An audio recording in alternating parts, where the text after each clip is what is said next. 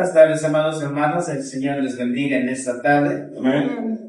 Nuevamente, es un placer, hermanos, es un gusto estar aquí con ustedes para venir a adorar a nuestro Dios, a nuestro Redentor, y para estudiar la palabra del Señor. Vamos a darle continuidad a la carta a los Colosenses. Vamos a tener nuestra lectura en esta ocasión en el capítulo 3 de la carta a los Colosenses. Vamos a dar lectura del versículo 5 al 9. Amén. Colosenses 3, del 5 al 9. Dice así la palabra del Señor en la carta a los Colosenses, capítulo 3, del versículo 5. Perdón, vamos a dar lectura del 9 al 17. Capítulo 3, versículo del 9 al 17, dice: No mintáis los unos a los otros, habiéndoos despojado del viejo hombre con sus hechos, y revestido del nuevo, el cual, conforme a la imagen del que lo crió, se va renovando hasta el conocimiento pleno, donde no hay griego ni judío, circuncisión ni circuncisión, bárbaro ni escita, siervo ni libre, sino que Cristo es en todo y en todos.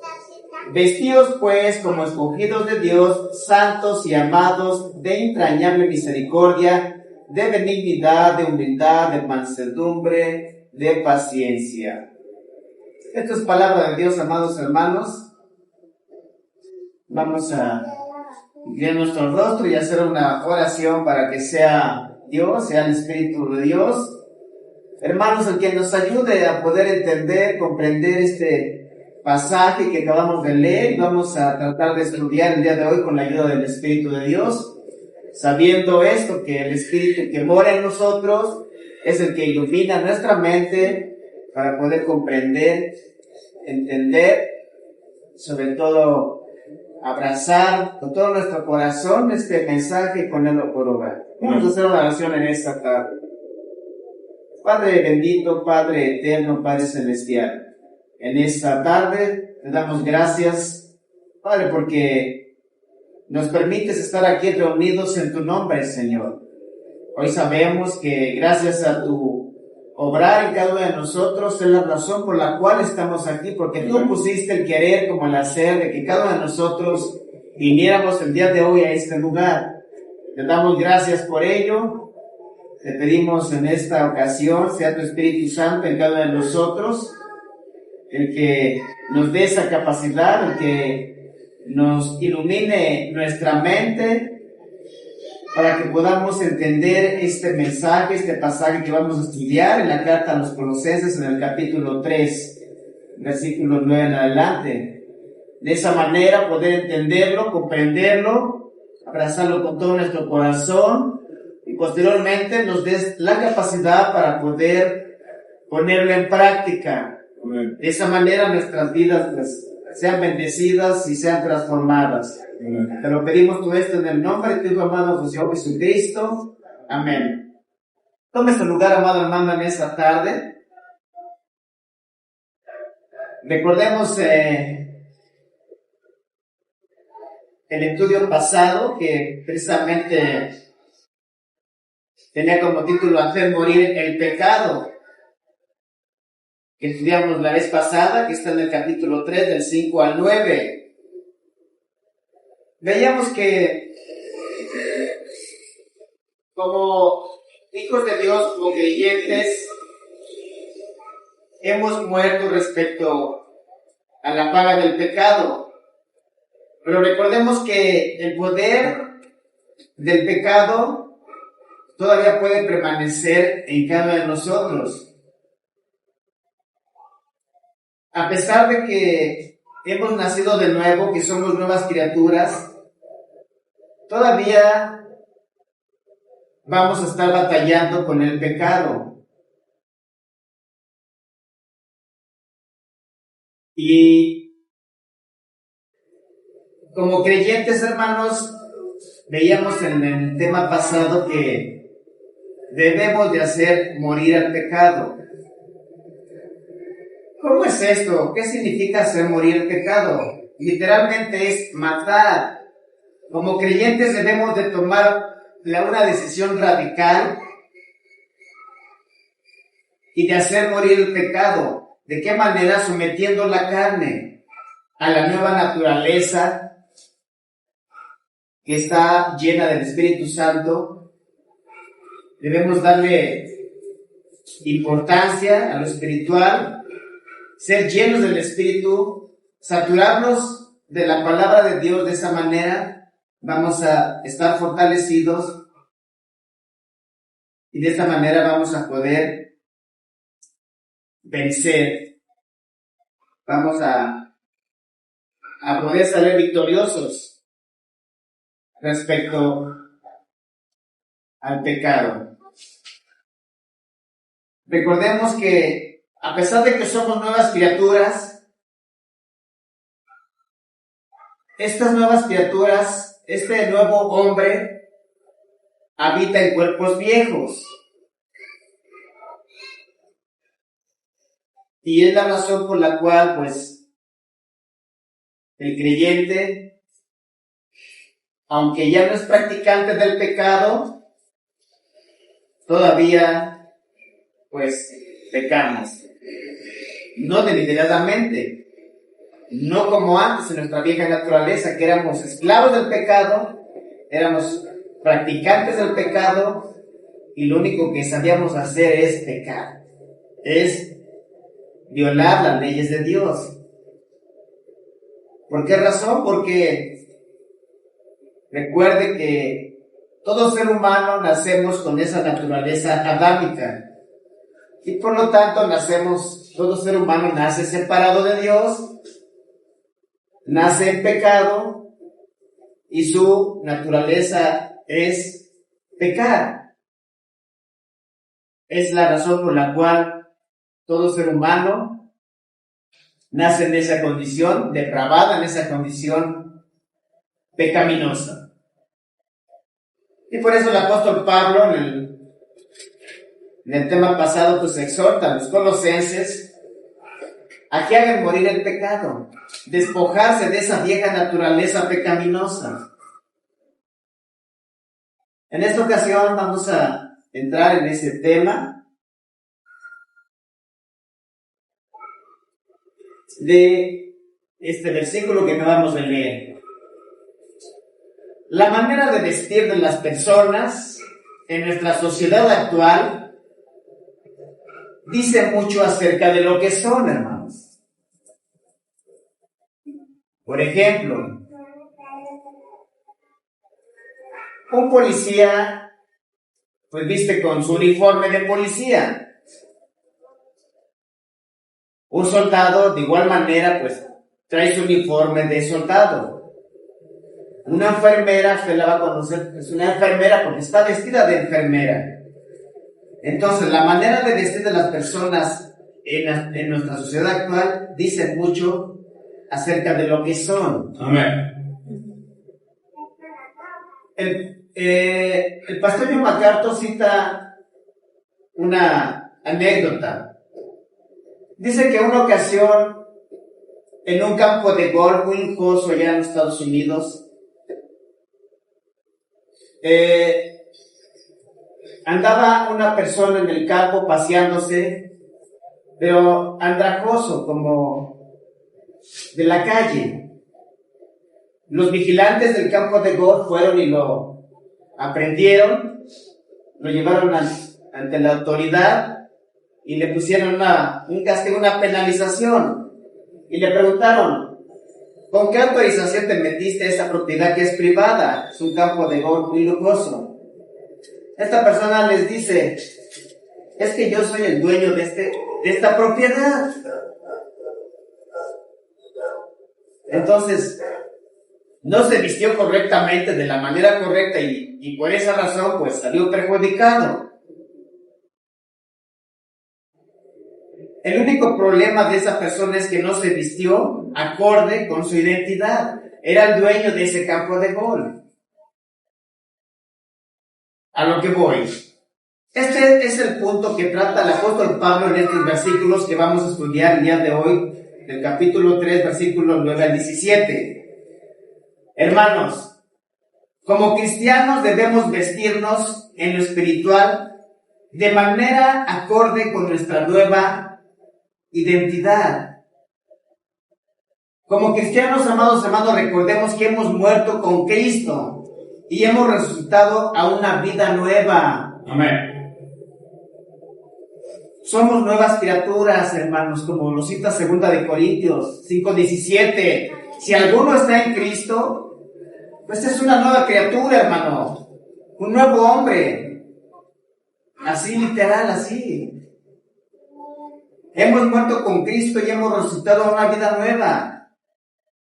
Ahora, hermanos, como hijos de Dios, hemos resucitado en Cristo por fe, a través de la fe en Cristo. Por esa razón somos salvos. Amén. Pero la salvación, amados hermanos, conlleva una gran responsabilidad. Y que digamos una doble responsabilidad, amados hermanos. Para nosotros los creyentes debemos de despojarnos del vestido de nuestro pasado estilo de vida pecaminoso. Y debemos de vestir el estilo de vida del nuevo hombre. En otras palabras, como creyentes, amados hermanos, tenemos esa responsabilidad, ese compromiso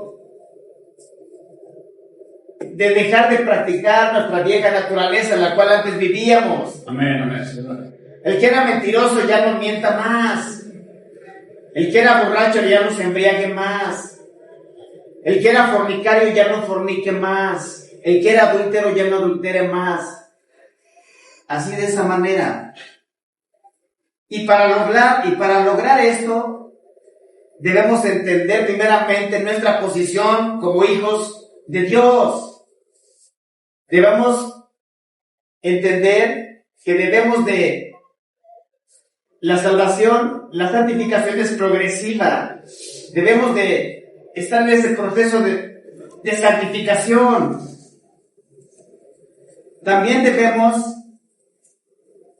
de ir perfeccionarnos cada día a través del estudio de la palabra. Debemos ver nuestras prioridades como nuevo hombre. Y en este tema vamos a ver algunas de ellas. Primeramente, la posición del nuevo hombre. Dice en el 3:9 al 10, dice, de 9b, habiéndonos despojado del viejo hombre con sus hechos y revestido del nuevo, el cual conforme a la imagen del que lo crió se va renovando hasta el conocimiento pleno. ¿Qué significa habiéndonos? Esta palabra, amados, habiéndonos, señala que la transición ya es un hecho. El creyente ya se ha despojado del viejo hombre, como lo cita 2 de Corintios 5:17. De manera, amados hermanos, que la salvación es una transformación, donde el viejo hombre se va, y en su lugar viene el nuevo. Este tema del viejo y nuevo hombre ha traído varias posiciones en la iglesia. Por ejemplo, algunos enseñan que cuando viene eso de la salvación, esa transformación, que el viejo hombre ahí se queda y que se añade el nuevo hombre. Y es la razón por la cual el creyente está en una batalla, como con perro negro y perro blanco. Y no es así, amados hermanos. Vamos a explicarlo claramente. Por ejemplo, Richard C.H. Lesky, un pastor erudito, un teólogo, él escribió esto acerca de esto. Dice, el viejo hombre no puede experimentar la conversión, ni puede ser renovado. Solo puede ser sustituido por el nuevo. En otras palabras, cuando procede la salvación, hay una transformación. El viejo hombre es desterrado, se va, y llega el nuevo hombre. No pueden habitar los dos en ese mismo cuerpo. Así lo enseña claramente la Biblia. Ahora, ¿qué es el viejo hombre? Alguna vez yo también me lo conté por ahí. ¿Qué es el viejo hombre? Es el hombre no regenerado. Es la anterior manera de vivir que heredamos de Adán. Como dice Efesios 4:22. Rápidamente se lo leo. Efesios 4:22. Cita Pablo a los Efesios. En cuanto a la pasada manera de vivir, despojaos del viejo hombre que está viciado conforme a los deseos engañosos. El nuevo hombre es el hombre regenerado. Su andar de este nuevo hombre es diferente al del mundo. Efesios 4:17 dice: esto pues digo y requiero en el Señor, que ya no andéis como los otros gentiles que andan en la vanidad de su mente. Hermanos, antes de la salvación, todos nosotros andábamos en la carne, practicábamos las cosas de la carne, le dábamos, como dicen, vuelo a la hilacha, nos deleitábamos, hermanos, en nuestros pecados, amábamos el pecado, odiábamos a Dios, éramos hijos de ira. Así lo cita la Escritura claramente, así lo enseña. La ira de Dios estaba sobre nosotros, éramos enemigos de Dios, no queríamos nada con Dios, por cuanto estábamos esclavizados al pecado.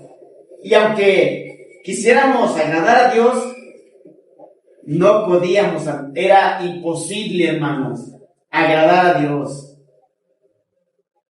Entonces, así era nuestra andar en nuestra vieja vida pasada antes de la salvación. Así era, como los efesios.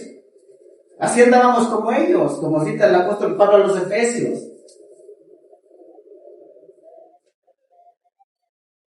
Entonces, el nuevo hombre es el hombre regenerado. Su andar es diferente al del mundo. Anda en amor, anda en luz, en sabiduría, ama la ley de Dios, ama a Dios, ama al Hijo de Dios, odia el pecado y procura la justicia. Amén. Esos son los frutos, las cualidades de un verdadero Hijo de Dios que ama a Dios. Entonces, así debemos de andar, amados hermanos. Debemos de despojarnos. Pablo utiliza una analogía, ¿no? Como desvestirnos, como quitarnos esos ropajes viejos andrajosos, despojarnos de esa vieja naturaleza pecaminosa en la cual andábamos antes de la salvación. Así, hermanos, debemos de despojarnos de esa manera de vivir pecaminosa en la cual vivíamos, andábamos y practicábamos en nuestra vida pasada. La Biblia ve a los hombres de dos maneras: en Cristo o en Adán. No existe un punto intermedio, hermanos. Romanos 5, del 2 al 21 lo explica claramente. No lo voy a leer todo, nada más le cito esto. La Biblia ve a los hombres de dos maneras, en Cristo o en Adán. No existe un punto intermedio. El puritano Thomas Goodwin escribió esto. Dice: solo existen dos tipos de hombres ante los ojos de Dios, que son Adán y Jesucristo. Y de los lomos de estos dos, hombres, se desprenden todos los demás. No hay punto intermedio.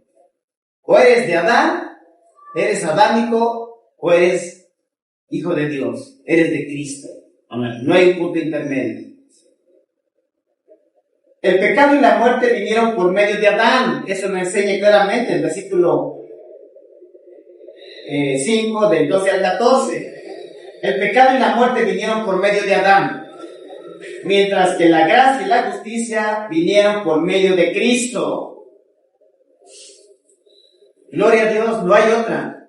O estamos en Cristo, o somos todavía con naturaleza adámica, naturaleza caída.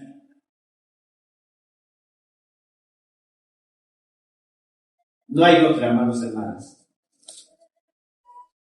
Entonces, surge una pregunta. ¿Por qué los creyentes pecamos y el viejo hombre se ha ido? Ya lo vimos en el tema pasado. El apóstol Pablo en el capítulo 7, ahí también él cita que tiene una lucha, que porque lo que no quiere hacer, dice, esto hago. Entonces ahí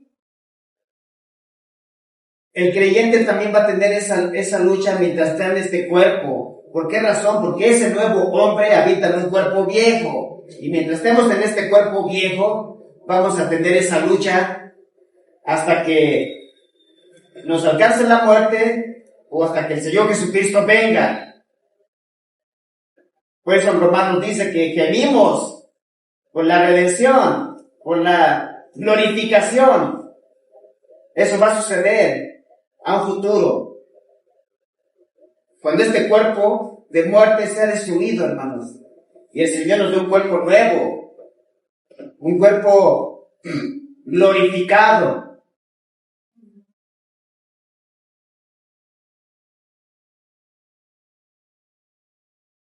Ahora vamos a ver el progreso del nuevo hombre. ¿Cómo es el progreso del nuevo hombre? Dice en el 3:10b. Colosenses 3:10b dice: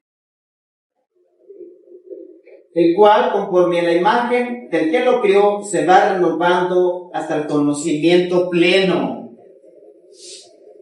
Tener un nuevo hombre significa que el creyente tiene una nueva vida, pero no la madurez espiritual inmediata. La madurez espiritual, amados hermanos, ya vimos en el tema pasado, se va adquiriendo a través del conocimiento que vaya usted teniendo de la Escritura, el conocimiento de Dios.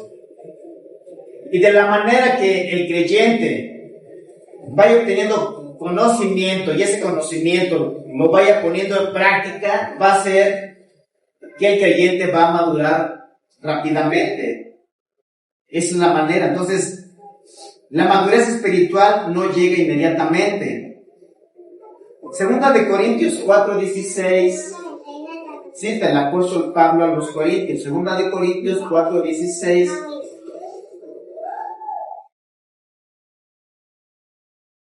Dice así: por tanto, no desmayemos antes que nuestro hombre exterior se va desgastando, y el interior, no obstante, se renueva día a día.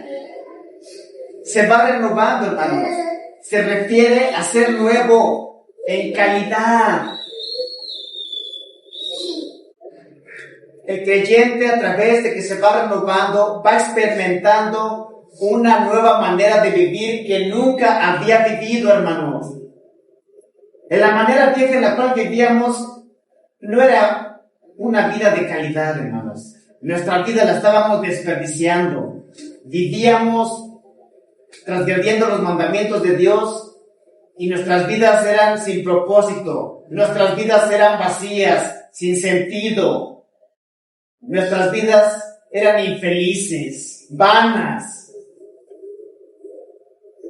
Pero gloria a Dios que a través de que obtenemos una nueva naturaleza, una nueva vida, amados hermanos, vamos a experimentar esa vida de calidad, esa vida que nunca habíamos experimentado antes. Y yo creo que usted, así como yo, estamos disfrutando de esa nueva vida, de esa vida de calidad, amados hermanos, en la cual podemos gozarnos en la tribulación, en la cual podemos estar con gozo, con paz, con esperanza, aún estando todo en contra, amados hermanos. Aún aunque el trabajo no se hagan las cosas como queremos, aún con los hijos no caminen como nosotros queremos, aún con la esposa o todo lo que a nuestro alrededor fluye, aún está en contra de nosotros, podemos vivir con gozo, Amén. con paz, con armonía, amados hermanos. Sí, amén. Esa es la vida de calidad que el creyente disfruta estando en Cristo, ese nuevo hombre. ¿Y a qué se refiere conocimiento? Este conocimiento es conocimiento pleno. Se refiere a un conocimiento completo y profundo, amados hermanos. William Endrisky escribió esto. William Endrisky escribió: cuando un hombre es guiado hacia las aguas de la salvación, a un principio entran las aguas y esas aguas les llegan solamente a los tobillos. Pero a medida que va profundizando en esas aguas le van a ir llegando hasta el estómago, hasta los hombros, de tal manera que más adelante, entre vaya más profundizando en esas aguas, va a tener que atravesarlas solamente nadando. Esa es una ilustración que, respecto a este tema, escribió William Endrisky, un teólogo conocido.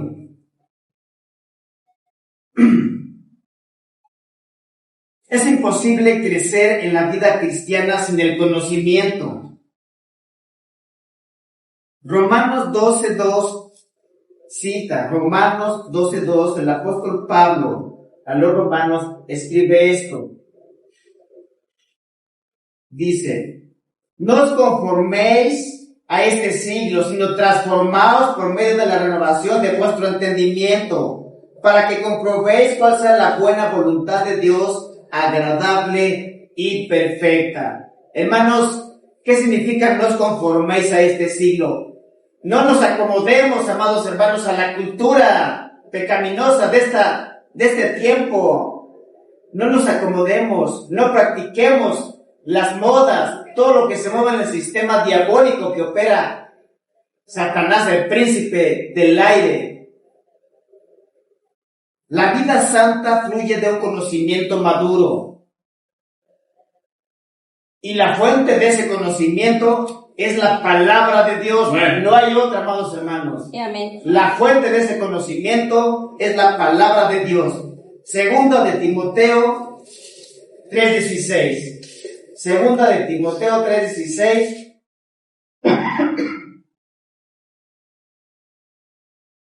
Cita: toda escritura es inspirada por Dios y es útil ¿para qué? Para enseñar, para redarguir, para corregir, para instruir en justicia. ¿Con qué fin? A fin de que el hombre de Dios sea perfecto, enteramente preparado para toda buena obra. Amén.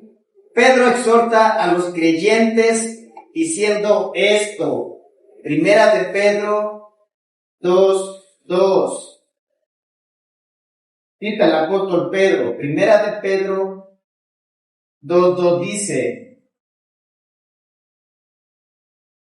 desea como niños recién nacidos la leche espiritual no adulterada, para que por ella crezcáis para salvación. Es una metáfora. La palabra de Dios es la leche, así como un niño recién nacido, amados hermanos, pegado al pecho de su madre, sin que usted se dé cuenta, ese niño cada día va a crecer brilloso, va a crecer sano. Él no se da cuenta, pero la leche de la madre es el mejor alimento que trae los nutrientes, que trae las vitaminas, los minerales que esa criatura necesita. Pues así, amados hermanos, la leche espiritual para el creyente es la palabra de Dios que tiene las vitaminas, los nutrientes, lo que necesitamos para que nuestra vida espiritual crezcamos fuertes, sanos, brillosos, amados hermanos. Así es esto.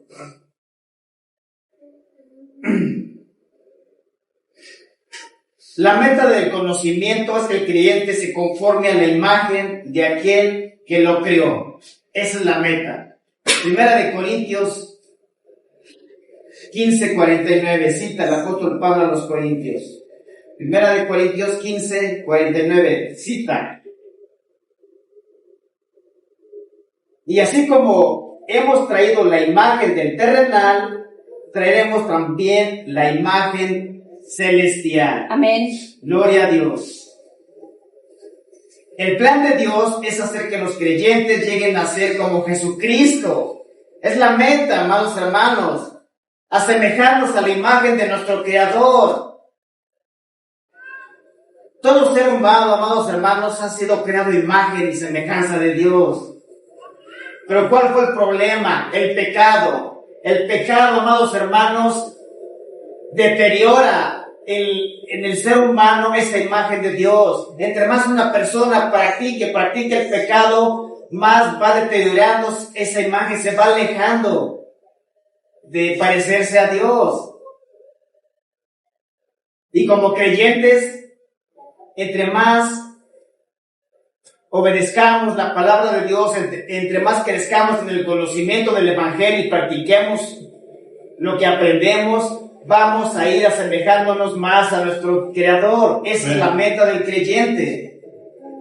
Ese es el plan de Dios. Es hacer que los creyentes lleguemos a ser como Jesucristo.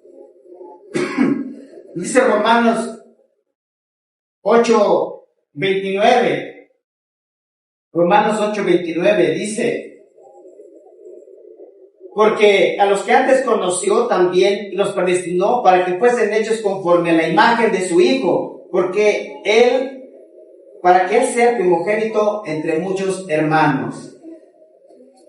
El apóstol Juan escribió lo siguiente en Primera de Juan 3:2.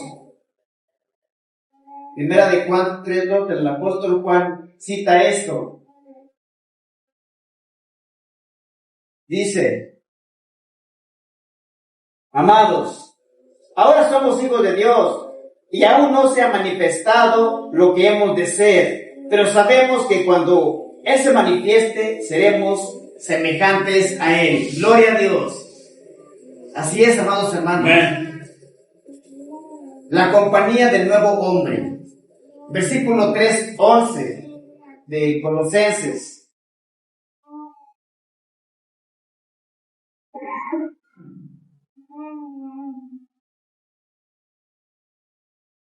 Dice el versículo 11, donde no hay griego ni judío, circuncisión ni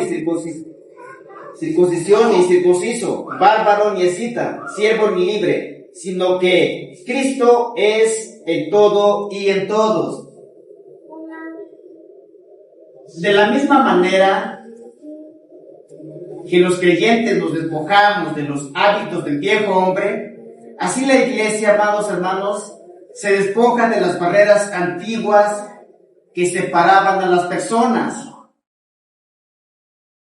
Las barreras raciales, religiosas, culturales y sociales que separaban a las personas estaban arraigadas y tenían tanta fuerza como sucede en estos tiempos, amados hermanos. En aquel tiempo había una separación. Judíos, gentiles, griegos, no podían verse, amados hermanos. Y aquí habla de menciona a los escitas. Era como como nómadas. En ese tiempo, esos escitas eran bárbaros, eran como los vikingos, así, muy mugrosos, no se hacían fotos, eran discriminados. Era imposible en ese tiempo, amados hermanos, tener una confraternidad entre griegos, judíos y escitas. Entonces, había esa división por causas raciales. El día de hoy, pues también sucede eso. El día de hoy sucede eso en este tiempo que estamos viviendo. Hay mucha clasismo, dice, por ahí escucho al presidente, son clasistas, que los fifís, que la prole, o sea, hay mucha clasismo. Y dentro de las iglesias también hay ciertas diferencias, hay ese tipo de separación. Entonces, pero el evangelio se rompe esas barreras y judíos y gentiles son uno solo en Cristo. Eso es lo que sucedió en ese tiempo.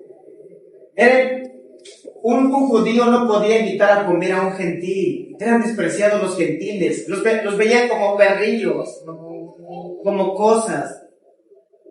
No podían igual comprar la carne de los gentiles los judíos. Y viceversa.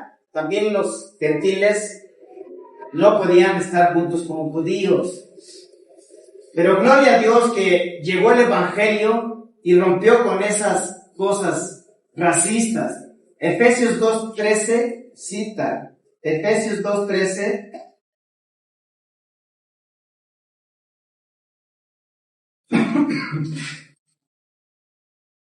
El apóstol Pablo a los Efesios dice: pero ahora en Cristo Jesús, vosotros, que en otro tiempo estabais lejos, habéis sido hechos cercanos por la sangre de Cristo. Amén. También Gálatas 3:28.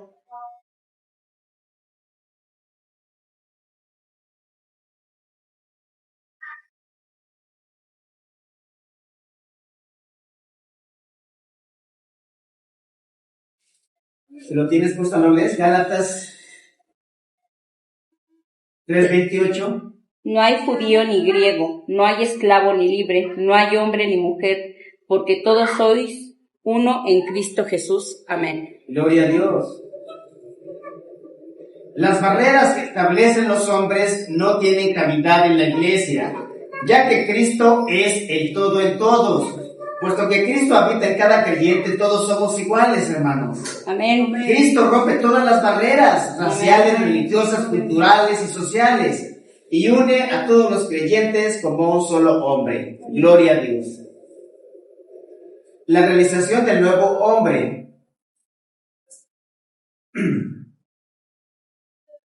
En el 3:5 al 9, Pablo instruye a los creyentes acerca de lo que debían quitarse, mientras que en el 3:9 al 11 habla acerca de su nueva identidad en Cristo. En el 3:12, Pablo señala que los creyentes debemos de vestir en Él, de vestir. Y en el 3:9-11 describe lo que Dios ha hecho por el creyente. Y en el 3:12 al 17, lo que Dios espera del creyente. Dice el 3:12-13. Colosenses 3:12-13.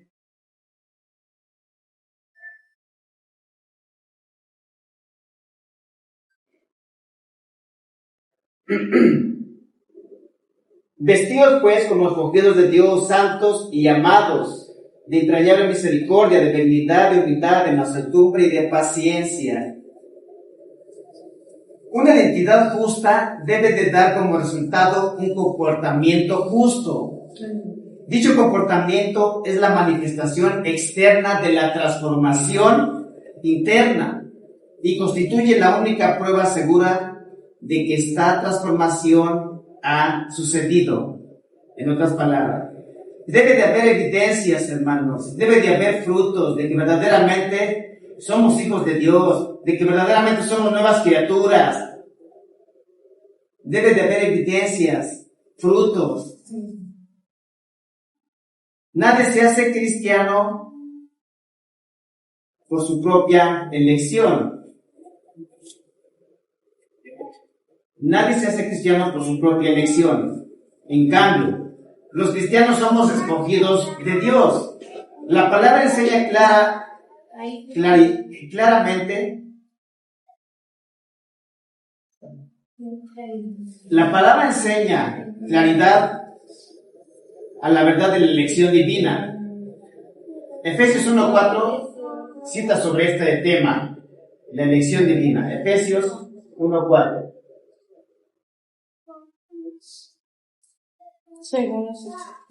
Léelo, esposa. Amén. Dice, según nos escogió en él antes de la fundación del mundo, para que fuéramos santos y sin mancha delante de él.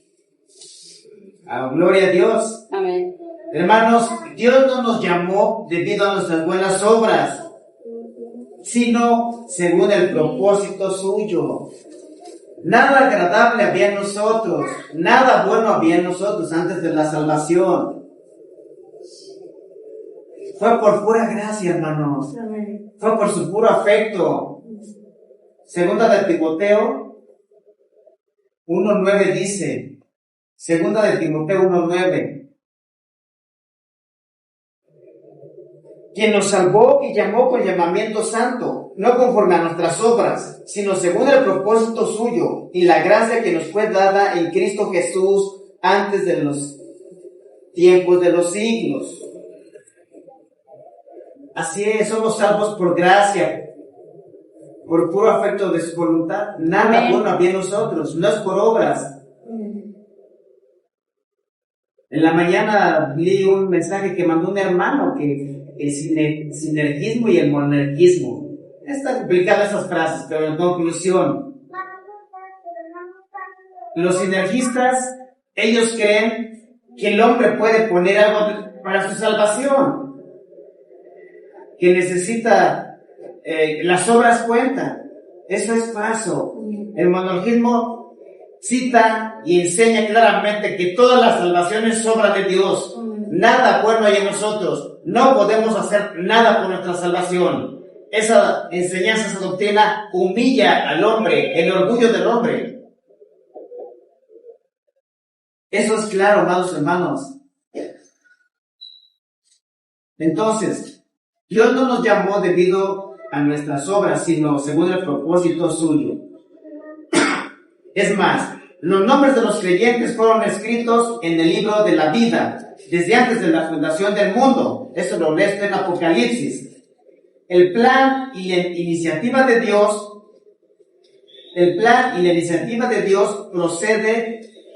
proceden nuestra respuesta a su gracia soberana de Dios. Escogió a los creyentes de entre todos los seres humanos y los trajo hacia Él. Somos diferentes del mundo, amados hermanos. Somos diferentes del mundo. Cuando los creyentes no actuamos de forma diferente al mundo, arruinamos el propósito de su llamado. Lo hacemos quedar mal, amados hermanos. Entonces, como creyentes debemos de vestirnos conforme creyentes, como cristianos, despojarnos de esos ropajes andrajosos que antes teníamos, despojarnos de toda esa manera pecaminosa en la cual vivíamos anteriormente. Debemos de vivir vidas piadosas, santas, amados hermanos. De esa forma vamos a glorificar el nombre de Dios, vamos a darle gloria. De otra manera, si no vivimos conforme a la estatura, a la medida de nuestro Señor Jesucristo, amados hermanos, le quitamos gloria a Dios. Efesios 1:4-5. Si lo lees, Efesios 1:4-5, ¿qué dice? según nos escogió en Él antes de la fundación del mundo, para que fuéramos santos y sin mancha delante de Él. En amor nos predestinó para adopción como hijos para sí, mediante Jesucristo, conforme al beneplácito de su voluntad. Amén. Así es. Hermanos, la doctrina de la elección divina abate el orgullo humano.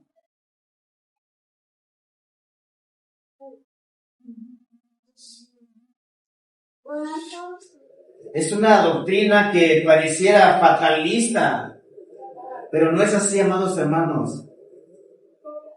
La doctrina de la elección divina abate el orgullo humano.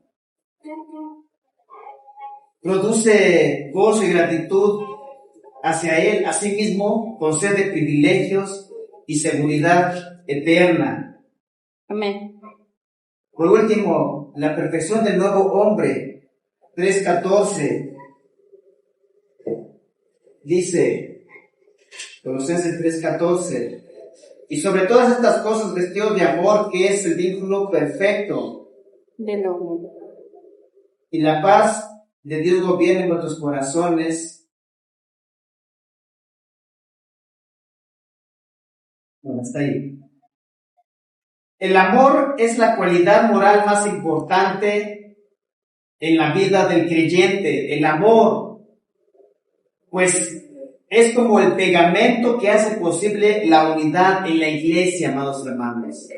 Si no hay amor entre hermanos, es imposible que haya unidad.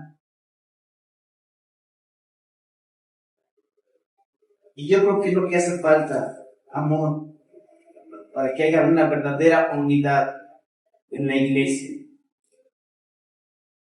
Pues dice, es una analogía, dice, pues es como el pegamento que hace posible la unidad en la iglesia.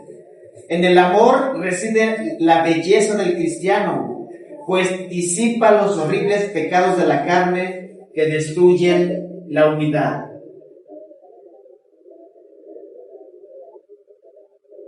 Y el amor es el principal fruto del Espíritu, dice en Gálatas. Sobre todo el amor es el principal fruto del Espíritu.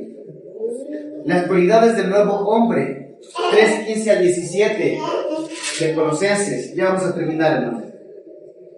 Y la paz de Dios gobierne en vuestros corazones, a la que asimismo fuiste llamados en un solo cuerpo, y sed agradecidos. La palabra de Cristo mora en abundancia en vosotros, enseñándonos y exhortándonos unos a otros, en toda sabiduría, cantando con gracia en nuestros corazones, el Señor, por salmos, himnos y cánticos espirituales. La palabra de Cristo. ¿Qué es la palabra de Cristo? Es la revelación, amados hermanos, es la Biblia, esto es la palabra de Cristo, la Escritura.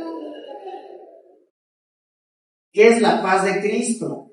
Dice Romanos 5:1, justificados pues por la fe tenemos paz para con Dios por medio de nuestro Señor Jesucristo.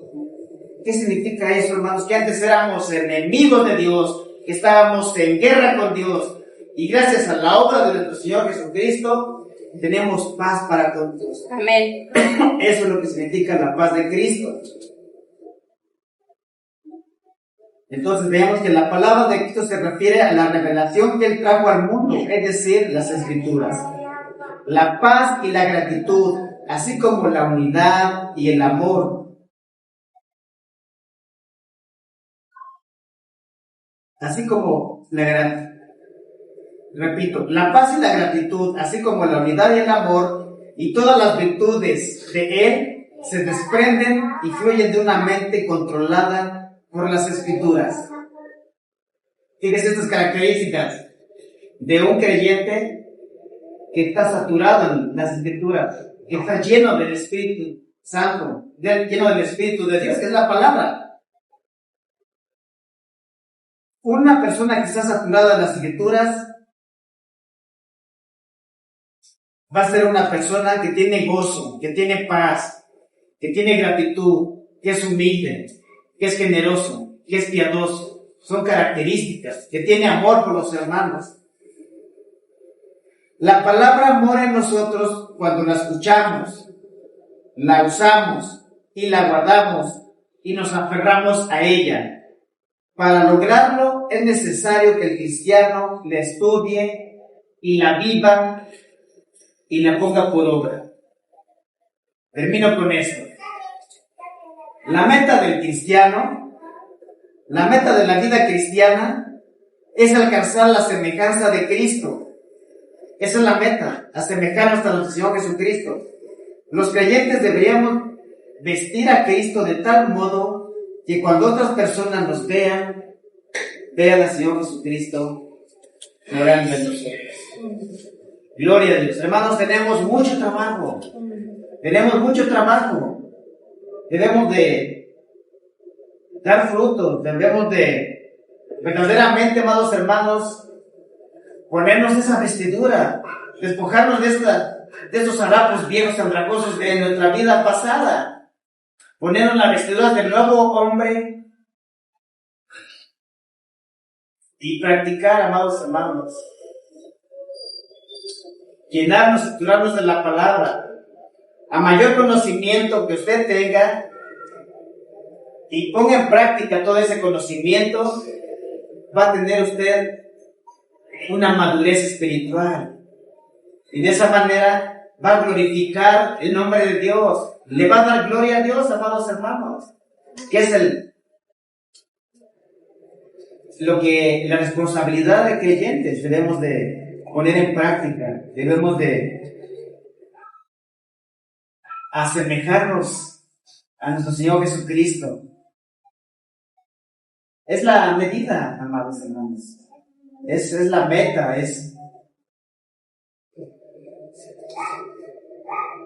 de todo creyente. Vamos a ponernos de pie, vamos a darle gracias a Dios por este tiempo y que sea Dios ayudándonos, hermanos, para que podamos de verdad glorificar el nombre de Dios en nuestra vida, en nuestros hechos, nuestra conducta. Glorificamos el nombre de Dios con nuestra obediencia a la Escritura. Amado Padre, en esta tarde noche, Señor, te damos gracias por tu bendita palabra que nos dejaste escrita aquí en la Biblia.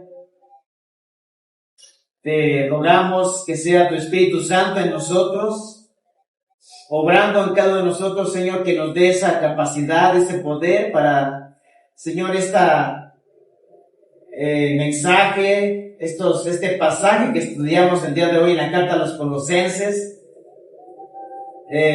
podamos verdaderamente, Señor, ponerla por obra, despojarnos de nuestra vieja naturaleza y podamos vestirnos de ese nuevo hombre y podamos, Señor, poner en práctica este mensaje que el día de hoy hemos aprendido. Que sea tu Espíritu Santo en nosotros, que nos ayude, Señor, a poder poner en práctica, Señor, este mensaje que aprendimos el día de hoy. Te lo pedimos, Señor, todo eso en el nombre de Jesús. Te pido también por los hermanos que nos ven a través del internet, donde quiera que se encuentren. También, Señor, siga sobrando en ellos, que pongas ese amor por los hermanos, por la iglesia, para que haya una verdadera unidad. Te damos gracias por este servicio y te pedimos que sigas derramando gracia en cada uno de nosotros. Amén. Te lo pedimos todo esto en el nombre de Jesús. Amén, amén y amén. Amén. Lo pedimos con un canto, Señor, te bendiga.